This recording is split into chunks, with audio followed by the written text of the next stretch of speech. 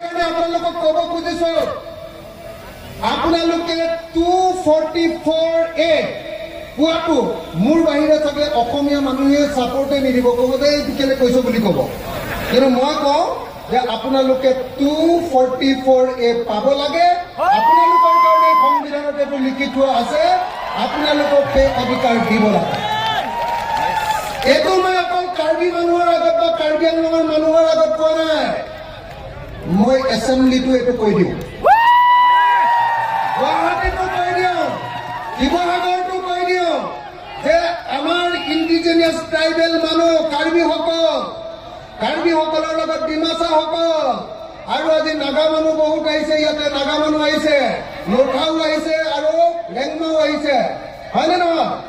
আদিবাসী লোক আহিছে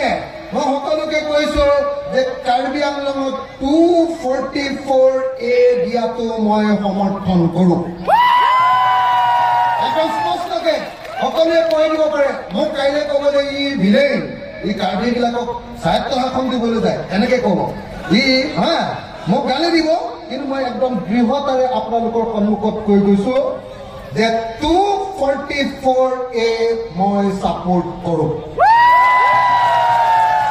আৰু সেইকাৰণে আপোনালোকে নো অট'নমাছ ষ্টেট নো ৰেছ বুলি নো অট'নমাছ ষ্টেট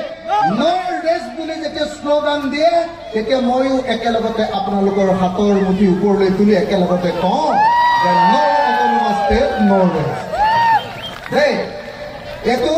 একদম স্পষ্টকে কৈছো অসমত আৰু কোনো মানুহে ইমান স্পষ্টকে এইটো কথা ক'ব নোৱাৰে মই খাটাংকে আপোনালোকক ক'ব পাৰোঁ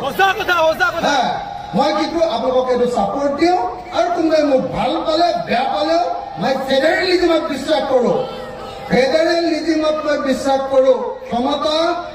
দিল্লীৰ হাতত নহয় দিছপুৰৰ হাতত নহয় জনতাৰ হাতলৈ আহিব লাগে এইটো বিশ্বাস কৰোঁ আৰু সেইকাৰণে মই কাৰ্বিসকলৰ 244A ছাপোৰ্ট কৰোঁ এইটো ক্লিয়াৰিফাই সকলোকে কৰি দিছো দেই ডিমাচাসকলৰ ক্ষেত্ৰতো একেই ছাপোৰ্ট কৰোঁ কিন্তু এটা কথা মনত ৰাখিব কোনো ৰাজ্য কোনো জিলা বা কোনো কেন্দ্ৰীয় শাসিত অঞ্চলত অকল এটা জাতি বসবাস নকৰে কাৰ্বি আংলঙতো অকল কাৰ্বি মানুহে বসবাস নকৰে কুকিয়ে বসবাস কৰে নগাই বসবাস কৰে লুথাই বসবাস কৰে ৰেংমাই বসবাস কৰে বড়োৱে বসবাস কৰে আহোমে বসবাস কৰে অসমীয়া ভাষী মানুহে বসবাস কৰে আদিবাসী মানুহে বসবাস কৰে আপোনালোকেও কিন্তু একেটা সময়তে প্ৰত্যেকটো জাতিক সন্মান কৰিবলৈ শিকিব লাগিব মই স্পষ্টকে একেটা কথাই কৈ দিছো স্পষ্টকে একদম কৈ দিছো দুটা কথা আপোনালোকে মনত ৰাখিছে চাগে যেনেকৈ মই আপোনালোকৰ গণতান্ত্ৰিক সংগ্ৰামক সমৰ্থন দিছো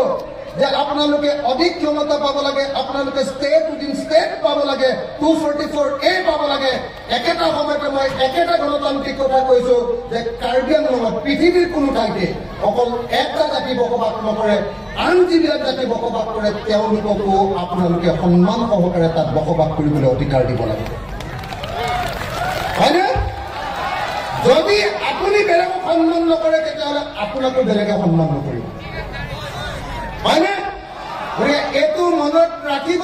তাৰ বাহিৰে 100% আপোনালোকক আন সকলো কথাতে মই সমৰ্থন কৰোঁ 100% এতিয়া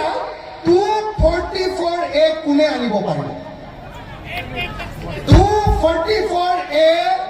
তুলিৰাম ৰংহাঙে আনিব নোৱাৰে কেলে নোৱাৰে তুলিৰাম ৰংহাঙৰ ৰাজহাড়ডাল এই ৰাজহাড়ডালক কি বুলি কয় কাৰ্বি ভাষা কি বুলি কয় হা আমৈ এই আমৈটো তুলিৰামৰ এই আমৈটো এনেকে বেকা কথাটো বুজিছেনে নাই তুলিৰামে হিমন্ত বিশ্ব শৰ্মালৈ ভয় কৰে হয়নে নহয় তুলিৰাম ৰংহাঙে নৰেন্দ্ৰ মোদীলৈ ভয় কৰে হয়নে নহয় আৰু তুলিৰাম ৰংহাঙে ট্ৰাইবেল মানুহ হৈও হিমন্ত আৰু নৰেন্দ্ৰ মোদীৰ ওচৰত চাৰেণ্ডাৰ কৰে হয়নে নহয় আৰু কোনো চাৰেণ্ডাৰ কৰা মানুহে কেতিয়াও অধিকাৰ কাঢ়ি আনিব নোৱাৰে কথাটো বুজিছে নাই কোনো চাৰেণ্ডাৰ কৰা মানুহে অধিকাৰ কাঢ়ি আনিব নোৱাৰে তুলিৰাম ৰমহানে কয়লাৰ পৰা পইচা খাব পাৰিব ৰাস্তাৰ নামত অহা পইচা আধা খাই দিব পাৰিব বুজিছেনে নাই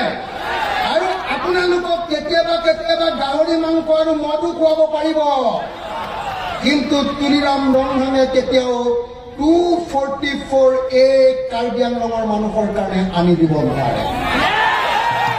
কথাটো বুজিছেনে নাই সঁচাকৈ বুজিছেনে নাই মই কাৰ্বি ভাষা নাজানো মই জনা হ'লে কাৰ্বি ভাষাত ক'লোহেঁতেন এই ক'ব পাৰিব লাগিছিলে কাৰ্বিসকল অসমৰ কলম্বাছ কোনে কৈছিলে বিষ্ণু ৰাভাই কৈছিলে বড়ো নেতা অসমৰ আটাইতকৈ ডাঙৰ বিপ্লৱী বিষ্ণু ৰাভাই কৈছিলে যে অসমখন প্ৰথমতে আৱিষ্কাৰ কৰিছিলে অসমৰ প্ৰথম মানুহ হ'ল কাৰ্বিসকল বুজিছেনে নাই মোৰ গুৰু বিষ্ণু ৰাভাই কৈছিলে বিষ্ণু ৰাভাই কৈছিলে যে অসমৰ প্ৰথম মানুহবিলাক হ'ল কাৰ্বি মানুহ আৰু সেই বিষ্ণু ৰাভাই কৈ যোৱা অসমৰ প্ৰথম মানুহ কাৰ্বি মানুহবিলাকক মই আজি এইডোখৰত আপোনালোকে বহি থাকোঁতে এজনকৈ সুধিছিলো মহিলাবিলাকক সুধিছিলো মতা মানুহবিলাকক সুধিছিলো মই সুধিছিলো যে আপুনি কি কৰে চাকৰি কৰে নে অন্য কি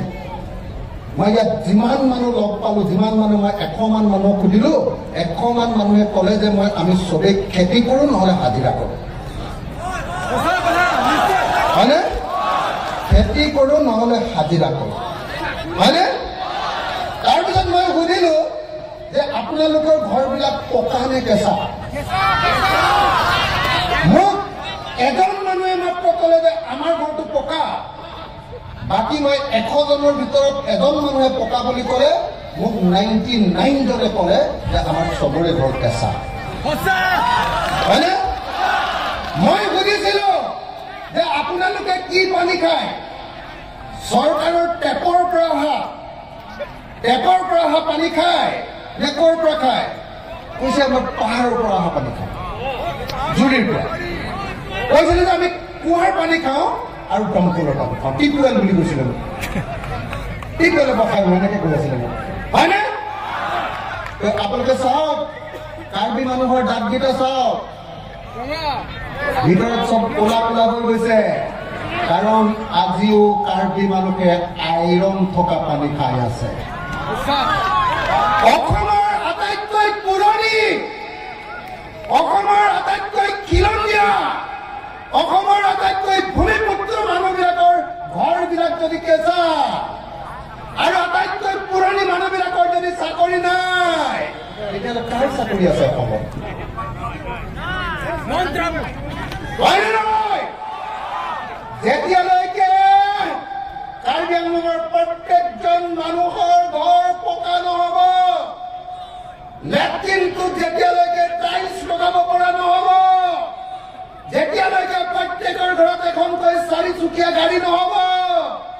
যেতিয়ালৈকে আপোনালোকৰ ল'ৰা ছোৱালীবিলাকক দিল্লীত পঢ়ুৱাব নোৱাৰিব আৰু যেতিয়ালৈকে মাক দেউতাকৰ বেমাৰ হ'লে দিল্লীত চিকিৎসা কৰিব পৰাৰ সামৰ্থ্য এবিলিটি যেতিয়ালৈকে নাহিব তেতিয়ালৈকে আপোনালোকে যুঁজি থাকিব লাগিব সংগ্ৰাম কৰিব লাগিব আন্দোলন কৰিব লাগিব মই আপোনালোকক লিখি দিব পাৰোঁ তুলিৰাম ৰমহান নহয় দিছপুৰৰ বা দিল্লীৰ আটাইতকৈ ডাঙৰ দালালটোৱেও যদি ৭৭ বছৰ স্বাধীনতাৰ পাছত যদি কাৰ্বি আংলং স্বায়ত্তশাসিত পৰিষদৰ যদি CM হৈ থাকে ৭৭ বছৰতো পকা ঘৰ পকা কৰি দিব নোৱাৰে ৭৭০ বছৰতো পকা কৰি দিব নোৱাৰে যেতিয়ালৈকে দিল্লী আৰু দিছপুৰৰ ওচৰত সিহঁতে আঁঠু লৈ থাকিব হয়নে নহয় একদম আজি কাঠাৰে একদম স্পষ্টকে কৈছে যে যদি তুলিৰাম ৰঙাক ভোট দিয়ে, যদি বিজেপিক ভোট দিয়ে, তেতিয়াহ'লে 2 টুকুৰা গাহৰিৰ মাংস খাবলৈ পাব, 1 গিলাচ চুলাই মদ খাবলৈ পাব, আৰু ইলেকশ্যনৰ সময়ত 100 টকা বা 200 টকা পাব। কিন্তু কেতিয়াও আপোনালোকে কেতিয়াও ভাল ঘৰ এখনত থাকিবলৈ নাপাব। হয়নে নহয়? এতিয়া আপোনালোক কাৰ্বি মানুহবিলাক, কাৰ্বি আংলঙত থকা ডিমাচা মানুহবিলাক, কাৰ্বি আংলঙত থকা কুকি মানুহবিলাক, কাৰ্বি আংলঙত থকা লুথা মানুহবিলাক, ৰেংমা মানুহবিলাক আৰু আন জাতিৰ সকলো মানুহবিলাক এতিয়াকে ধনী ক'ব পাৰিব যেতিয়া আপোনালোকে 244A পাব, নাম্বাৰ 1। আৰু 244A সেই মানুহৰ হাতত থাকিব লাগিব যি মানুহে জনতাৰ কাৰণে কাম কৰে, যি মানুহে দিছপুৰ আৰু দিল্লীৰ কাৰণে ATM হিচাপে ব্যৱহাৰ নহয়। হয়নে নহয় ৰাইজ? হয়নে নহয় ৰাইজ? এতিয়া কাৰ্বি আংলঙত কয়লা খান্দে, এতিয়া NC হিলছত কয়লা আৰু সুনীল খান্দে, কিন্তু কাৰ্বি মানুহ আৰু ডিমাচা মানুহে তাৰ ভাগ নাপায়। হয়নে নহয়? অকল খালি হিমন্ত আৰু নৰেন্দ্ৰ মোদীৰ দালাল কেইটামান, তুলিৰাম ৰঙাঙৰ নিচিনা দালাল কেইটামান টকা পায়, আৰু বাকী কাৰ্বি মানুহে অকল খালি সেই কয়লা ভাটিলৈ আহি থকা গাড়ীবিলাকৰ অকল ধূলিবিলাকহে খাবলৈ পায়। হয়নে নহয়? হয়নে নহয়? হয়নে নহয়?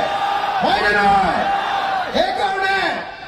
সেইকাৰণে APSLCয়ে যি অট'নমাছ ষ্টেটৰ আন্দোলন আৰম্ভ কৰিছে, এই অট'নমাছ ষ্টেটৰ আন্দোলনটোক আপোনালোকে শক্তিশালী কৰিব লাগিব। APSLCয়ে ইলেকশ্যনত জিকক বা হাৰক আন্দোলনটো বেছিকে আগবঢ়াই লৈ যাব লাগিব। আৰু মই আপোনালোকক কথা দিছো, আপোনালোকে যেতিয়া গুৱাহাটীলৈ যাব, গোটেই কাৰ্বি আংলঙৰ মানুহে আন্দোলন কৰিবলৈ, দিছপুৰ ঘেৰাও কৰিবলৈ, তেতিয়া আপোনালোকৰ লগত অসমীয়া মানুহৰ প্ৰতিনিধি হিচাপে ময়ো আপোনালোকৰ লগত থাকিম। আপোনালোকক যদি সীমান্তৰ পুলিচে গুলিয়াই, তেতিয়াহ'লে ময়ো বুকু পাতি থিয় হ'ম। সেইকাৰণে মই